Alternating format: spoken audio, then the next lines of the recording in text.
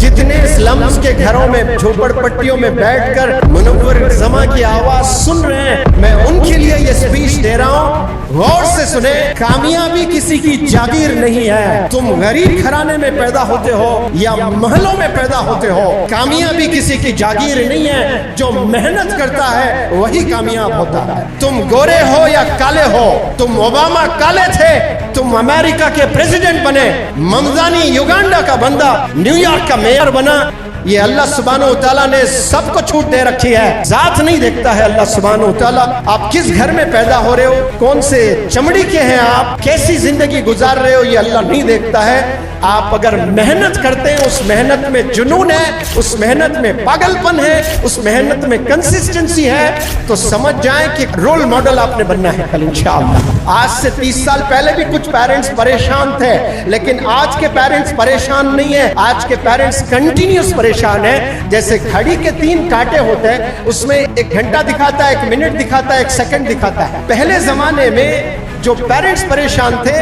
वो छोटे कांटे की तरह थे, नजर नहीं आता थी उनके परेशानी चेहरे पर। और 10 साल पहले जो पेरेंट्स परेशान थे वो मिनट के कांटे की तरह थे, धीरे धीरे दिखते थे कि परेशान है। आज के जो पेरेंट्स है, जो सेकंड का कांटा होता है, जो हर पल घूम रहा होता है, वैसे परेशान पेरेंट्स है आज। और वो परेशान करने वाले कौन है? उन्हीं के लखते जिगर, उन्हीं के बच्चे हैं।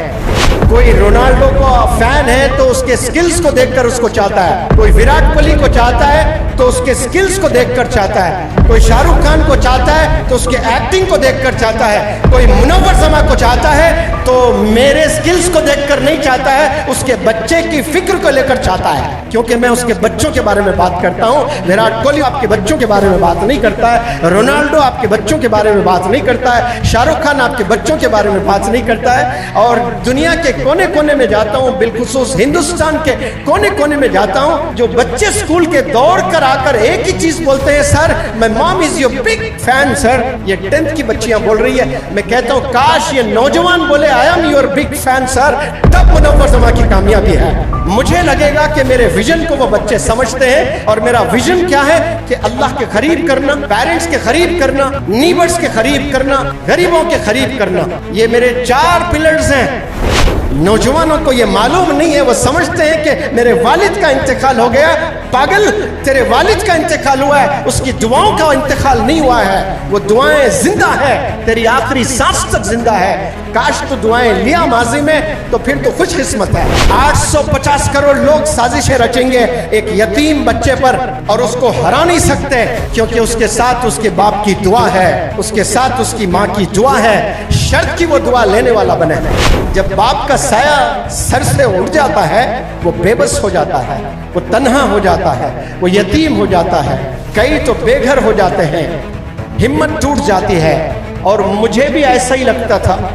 इतनी मोहब्बत, इतनी मोहब्बत, इतनी मोहब्बत थी। मैं सोचता था कि जिस दिन जो भी बंदा आकर मेरे कान में ये न्यूज़ दे कि आपके अब्बा नहीं रहे, योर डैड इज नो मोर, मैं सोचता था कि उसी वक्त मेरी भी मौत हो जाएगी। मैं जी नहीं सकता। I could not imagine even to live life without my dad. लेकिन आज जी रहा हूं मैं। ये कैसे जी रहा हूं? ये आलिम दीन ने बताया मुझे कि जो गम होता है एक नौजवान को वालिद खोने का गम, वो अल्लाह सुब्हानहू तआला वो धीरे धीरे धीरे धीरे वो गम को कम करता है। अगर अल्लाह ये गम ना करता तो इस दुनिया में कोई जी नहीं सकते। जब शौहर को खो जाती है एक औरत, वो जहां को खो देती है। ऐसी हिम्मत टूट जाती है, एक पल में ऐसा लगता है कि क्या हो गया, नम हो जाती है। और वो किसी को कह भी नहीं सकती, बेचारी अकेले घर में पड़ी हुई रहती है। अगर वो सास ससुरे के साथ में रहती है फिर तो और हिम्मत टूट जाती है, उसको कदम भी बाहर रखने नहीं देते। उनका ख्याल कौन करे? उनका ख्याल MS कर रहा है माशाल्लाह। और इस इनिशिएटिव को हिंदुस्तान के स्कूल्स वाले MS एकेडमी विजिट करें और जिसके ग्रुप ऑफ इंस्टीट्यूशंस हैं वो ऐसे कैंटीन्स एस्टैब्लिश करें और आप ही के बच्चों के मदर्स को वो आए, वो काम करें और उनको मेजर प्रॉफिट आप उन मदर्स को दें। इंशाल्लाह उनके घर आबाद रहेंगे। मैं हिंदुस्तान के 23 स्टेट्स में मेरे लेक्चर्स हुए, मेरे वर्कशॉप्स हुए।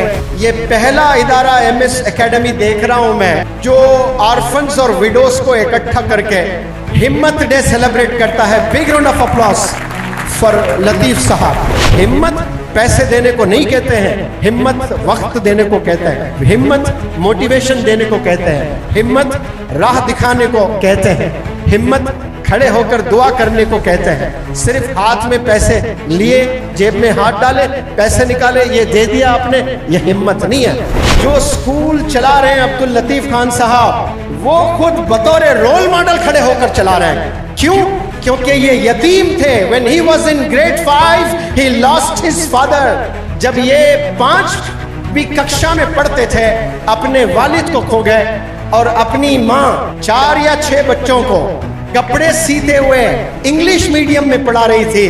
उस वक्त में उस माँ के नीबर्स, उस माँ के कजिन्स, उस माँ के रिलेटिव्स एक सेकंड के लिए भी नहीं सोचे होंगे कि उनके 4 बच्चों में से एक हीरा खड़ा होगा जिसका नाम लतीफ खान साहब होगा, जो 20,000 इंजीनियर्स को बनाएगा, जो 2,000 डॉक्टर्स को बनाएगा, जो आईएएस बनाएगा, जो आईपीएस बनाएगा, जो चार्टर्ड अकाउंटेंट्स को बनाएगा।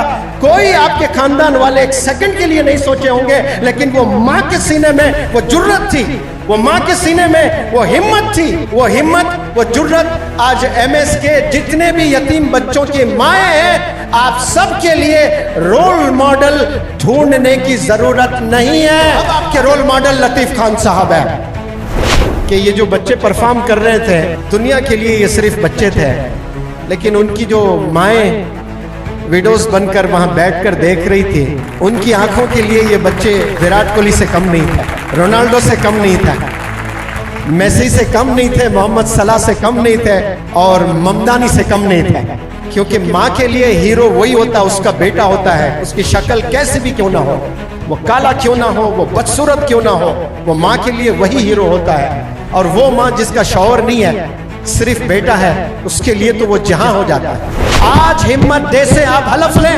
तमाम माएँ और तमाम यतीम बच्चे आज प्रॉमिस करें कि हम भी पढ़ेंगे और हमारे नस्लों को भी पढ़ाएंगे इंशाअल्लाह। बावाज़े बुलंद बोले सब, हम भी पढ़ेंगे और हमारी 10 नस्लों तक को हम पढ़ाएंगे।